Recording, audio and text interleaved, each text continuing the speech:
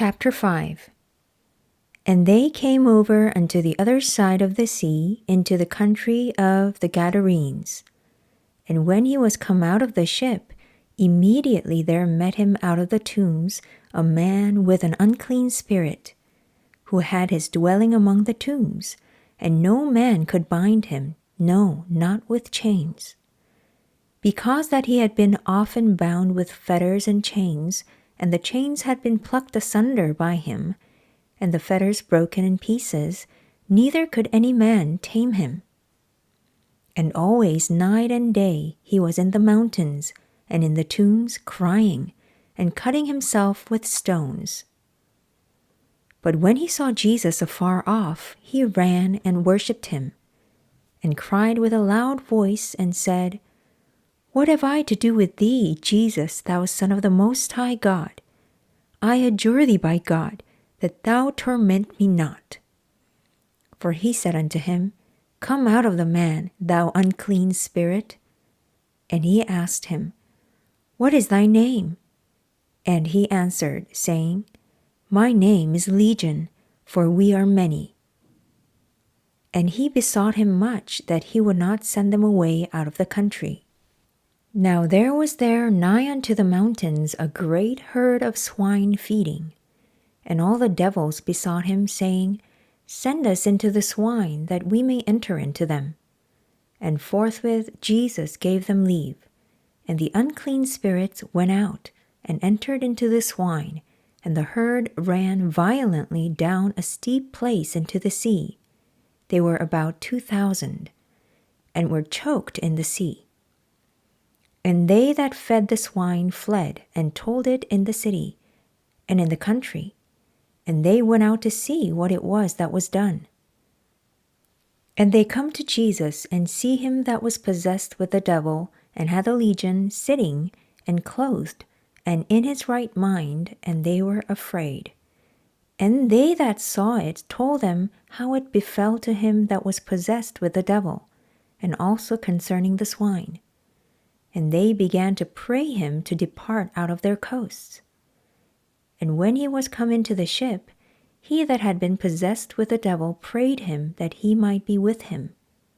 Howbeit Jesus suffered him not, but saith unto him, Go home to thy friends, and tell them how great things the Lord hath done for thee, and hath had compassion on thee.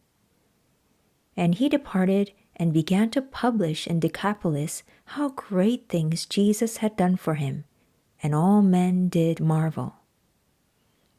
And when Jesus was passed over again by the ship unto the other side, much people gathered unto him, and he was nigh unto the sea. And behold, there cometh one of the rulers of the synagogue, Jairus by name, and when he saw him, he fell at his feet, and besought him greatly, saying, My little daughter lieth at the point of death. I pray thee, come and lay thy hands on her, that she may be healed, and she shall live. And Jesus went with him, and much people followed him, and thronged him. And a certain woman which had an issue of blood 12 years, and had suffered many things of many physicians, and had spent all that she had, and was nothing bettered, but rather grew worse, when she had heard of Jesus, came in the press behind, and touched his garment. For she said, If I may touch but his clothes, I shall be whole.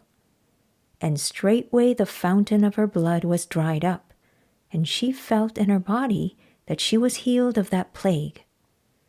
And Jesus, immediately knowing in himself that virtue had gone out of him, turned him about in the press, and said, Who touched my clothes? And his disciples said unto him, Thou seest the multitude thronging thee, and sayest thou, Who touched me? And he looked round about to see her that had done this thing. But the woman, fearing and trembling, knowing what was done in her, came and fell down before him, and told him all the truth. And he said unto her, Daughter, thy faith hath made thee whole. Go in peace, and be whole of thy plague. While he yet spake, there came from the ruler of the synagogue's house certain which said, Thy daughter is dead. Why troublest thou the master any further? As soon as Jesus heard the word that was spoken, he said unto the ruler of the synagogue, Be not afraid, only believe. And he suffered no man to follow him save Peter and James and John, the brother of James. And he cometh to the house of the ruler of the synagogue, and seeth the tumult, and them that wept and wailed greatly. And when he was come in, he saith unto them, Why make ye this ado, and weep? The damsel is not dead, but sleepeth. And they laughed him to scorn. But when he had put them all out, he taketh the father and the mother of the damsel, and them that were with him, and entered in where the damsel was lying. And he took the damsel by the hand, and said unto her, Talitha cumi, which is, being interpreted, Damsel, I say unto thee, arise.